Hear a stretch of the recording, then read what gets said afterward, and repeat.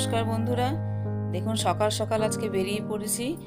আমরা যাচ্ছি দামোদর নদীতে।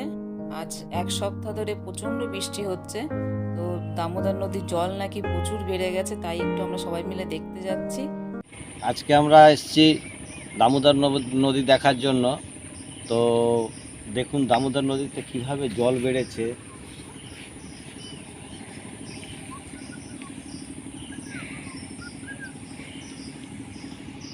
তো নদীতে এত জল বেড়েছে যে তার পরিকল্পনা করা যায় না।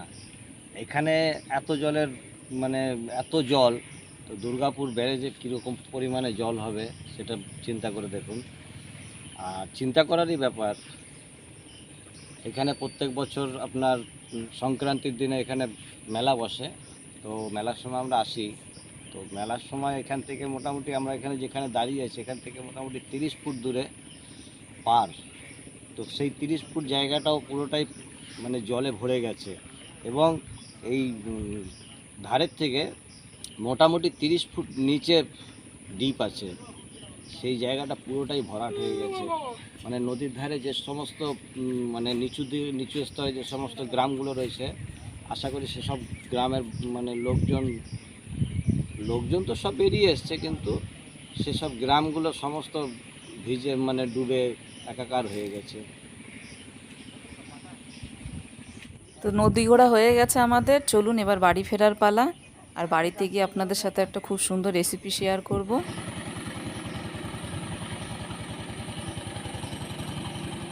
তো বন্ধুরা, নদীর থেকে ঘুরে চলে এসেছি। তো এবার আজকে বানাবো হলো একটা টিফিন বা ব্রেকফাস্ট, যেটাই বলুন। তো রাতের ভাত বেঁচে গেছে, তো সেই রাতের ভাত দিয়ে আজকে আমি বানাবো এই যে ভাতটা, এই যে। তো এই ভাত দিয়ে আমি আজকে ফ্রাইড রাইস বানাবো। এটা সকালে খাওয়ার জন্য বানাচ্ছি। তো আমি এটা রাত্রে জিরা রাইস বানিয়েছিলাম, এই দেখুন।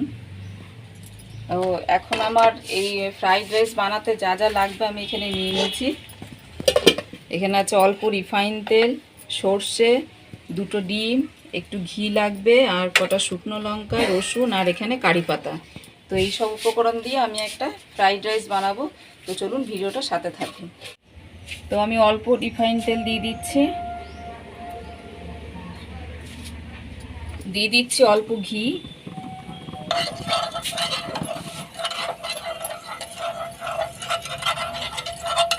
দিয়ে দিচ্ছি রসুনগুলো গোটা গোটায় দিচ্ছি, শুকনো লঙ্কা, এই যে অল্প সর্ষে দিয়ে দিচ্ছি,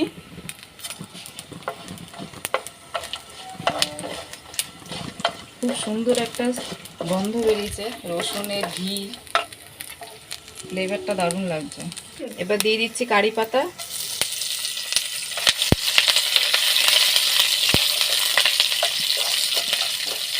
এবার দিয়ে দিচ্ছি ডিম,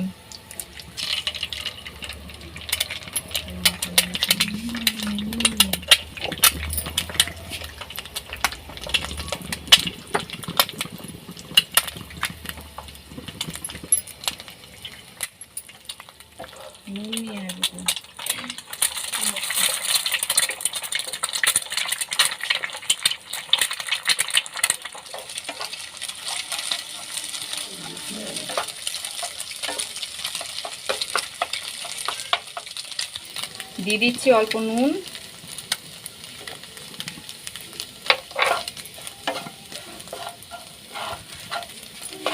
আর দিচ্ছি 2টো কাঁচা লঙ্কা। দেখুন ডিমটা আর এই কারি পাতা সব ভালো করে ফ্রাই হয়ে গেছে। এবার আমি ভাতটা দিয়ে দেবো।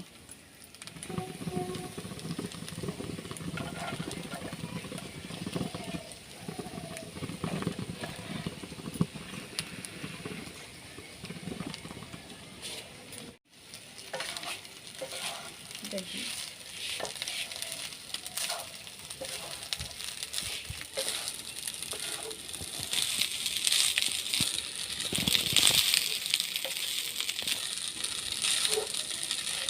আমি এই দেখুন মাঝখানে আর একটু ঘি দিয়ে দিয়েছি, কেন কি আমি আর একটা ডিম ভেঙে দেব। তো ডিমটা ভেঙে দিচ্ছি,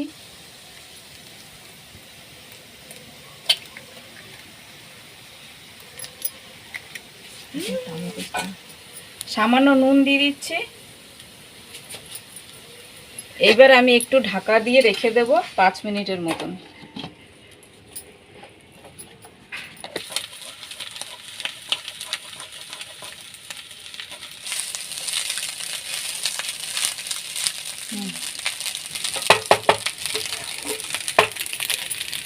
তো আমাদের বাসি ভাতের ফ্রাইড রাইস রেডি হয়ে গেছে।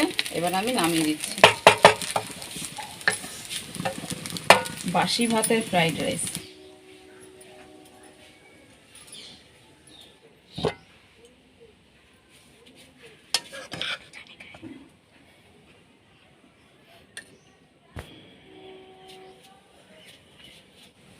তো আমরা নদীর থেকে ঘুরে চলে এসেছি, জোর খিদে পেয়েছে, তাহলে একটু টিফিন তো দরকার।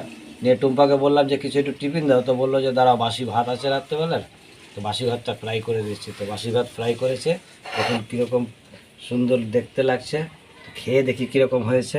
কষা কষা খাসির মাংস, তাহলে দারুণ লাগবে। এখন এত সকালবেলায় কোথায় পাবো খাসির মাংস? বাজার যাবো তবে তো।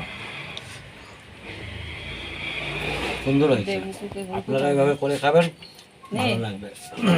এবং সকালের টিফিনটা বেশ ভালো জমে যাবে, আর রাতের ভাতটাও নষ্ট হবে না, রাতের ভাতটাও খাওয়া হয়ে যাবে। যাই হোক, আমাদের সঙ্গে থাকবেন। আমাদের রেসিপিটি ভালো লাগলে অবশ্যই লাইক করবেন, সাবস্ক্রাইব করবেন এবং কমেন্ট করে জানাবেন। আজকে আমার ছোট বাবার মানে ভাগ হয় না, ও কেন প্রথমে বলেছে না আমি খাবো না বাসি ভাত, হ্যাঁ, নিয়ে এখন বানাবার পরে বলছে বাবা আমিও একটু খাবো।